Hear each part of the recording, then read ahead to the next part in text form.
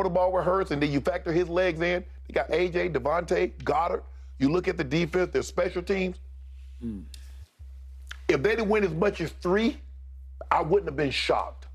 But I did think that the Eagles were going to be favored over whomever. So this line doesn't surprise me at all. Okay. I was surprised, but I'll be the first to admit I root for Jalen Hurts because I've always loved him from the start. You thought the Chiefs would be favored? I thought the Chiefs would be favored. My problem is I saw up close and personal what my Dallas Cowboys did to the Philadelphia Eagles. Right.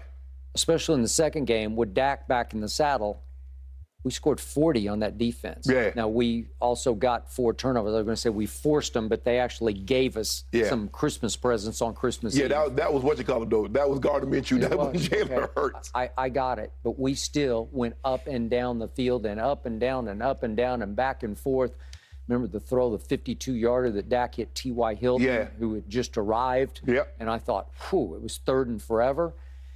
And that sticks in my craw. It sticks in my psyche because even if I go back to the game at Philadelphia, we quickly fell behind. Cooper Rush was a little in over his head to start off with, and he threw one ball that got tipped up and intercepted. That wasn't a terrible throw. The second one was just a terrible idea that Slay slayed him on.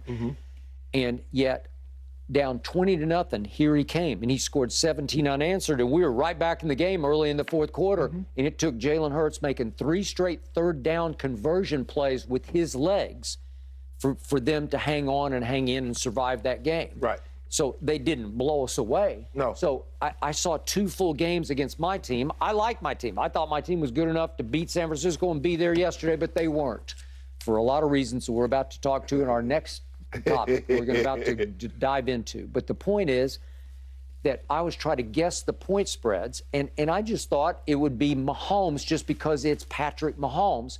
I thought it'd be by 3 or 4 Kansas City. I'm not shocked about it, but I am surprised. The reason my emotions are mixed is, as you know, I've never liked the Eagles, but I love Jalen Hurts. So I root for him, and I rooted for him yesterday, and I was proud of him, man. Right. I just was proud of him. I think the thing is, Skip, that just goes to show you Mahomes, because I'm not so sure if there had been anybody else, it would be this low. It just goes to show you what the odds makers, what they think of him and what he's capable of doing. This is a neutral site game. If it's in Kansas City, I think Kansas City is a point favorite. I think if it's in Philadelphia, I think Philly is 3-point favorite. So I think they split the difference on a neutral site game. Anything can happen. Hey, you got 30,000 of your fans, they got 30,000 of their fans, and the other 20,000 so drunk they don't care who wins. They just happy they're at the Super Bowl. Okay. So now we have the classic cliched irresistible force versus immovable object, because the Kansas City offensive line protects Patrick Mahomes at the highest level. They're were by far the best on pass block win rate, and yet the Eagles were easily, they eclipsed my Cowboys at the end of the year, #1 in pass rush win rate. Right. So something's got to give here. Yes. Okay. Is Mahomes going to give? Is he going to be under siege from Reddick and company? I don't know. Dak wasn't really under siege that whole day. I mean, it wasn't like, oh, my God, Dak's going to get killed in this game. No, it wasn't like that. And plus, Skip, I think there were some times yesterday that if Patrick Mahomes had been healthy or healthier, he could have got through the cracks. Now, with 2 weeks rest on that ankle, I believe he'll be closer to your designation of what you thought he was yesterday, which is 80%. But it's good. Would I be surprised if both teams got to the 30s? No, I wouldn't. Okay. Here's the other big X factor, speaking of his ankle. Now, the Chiefs pretty much got decimated yesterday. Every time I looked up, somebody else was out, right? Yeah. McCole Hardman was out. Yeah. He'd just come back. He just got back. I know, okay? And I'm thinking, okay, who's left? You say you got a practice squatter making a big catch in the game. Yeah. Okay, you had 2 weeks. Who's going to be back up and at him? Who can rally over 2 weeks to be back in the starting lineup? Right. I don't know. I would think L'Jarius Sneed could be, because he just got concussed, and I'm hoping he's going to be okay. Right. He just banged his head on Piron's thigh, and it's like rock. Yeah, exactly. Right? And he's compact. He's sturdy to the ground. Right. Well, it just rocked Sneed, and he just wobbled off the field. Think about how far we've come, Skip. Yep. We're over an hour into the show. This is the first time we're going to mention it.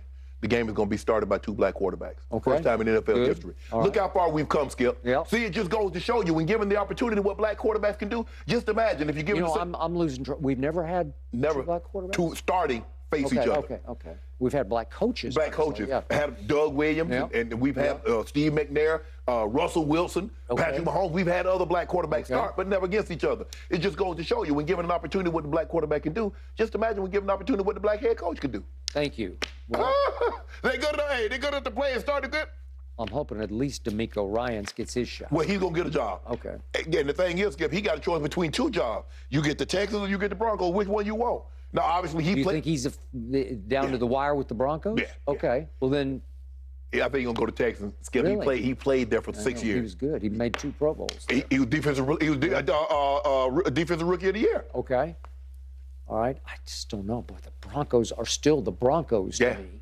I don't know if you want to deal with Russell Wilson issues. And I mean, there are a lot of people that don't want to deal with Russell Wilson issues. That's what I'm saying. But I don't know. On just stature and Skip, legacy, it's the Broncos. But if I think he's washed, what good does that do me? It does, Skip. It does. If you go to Denver and it doesn't turn it around, it does your career more harm than good. Sean Payton, they probably got $20 million on the table for Sean like, but I watched the tape. I don't like what I see. Okay. And it sounds like they made a second run at Jim Harbaugh. Yeah. Right? Yes. Okay. So maybe he's smart to go to Houston so the expectations would be a little lower and you could have a little bit of a honeymoon Because period. you're probably going to go in with a rookie quarterback. Okay. So that buys you some time. It buys you at least a couple of years, Skip. Okay. All right, back to the 2 black quarterbacks facing off. I'm actually proud of myself. I didn't even think of that because we're way past all that. Exactly. Okay, we get it. But Jalen Hurts he is salt of the earth. He is everything intangibly I'd ever want in my quarterback. And yet, the problem is if you go combine talent versus combine talent, it's all Mahomes, right? Because he can throw it out of the building, right? He can spin it. Okay. He can off platform, he can roll it left, right. Right. And he does have the greatest pass-catching tight end, no offense to you, but Kelsey he past me. Whew. Yeah, and Skip, you remember I said, Skip, I think when it's all said and done, he's got a chance to be the GOAT. I mean, you look at those numbers now. He has the second most receiving touchdown behind you, Ty Gronk, behind Jerry. He has the second most receiving yard in playoff history behind Jerry.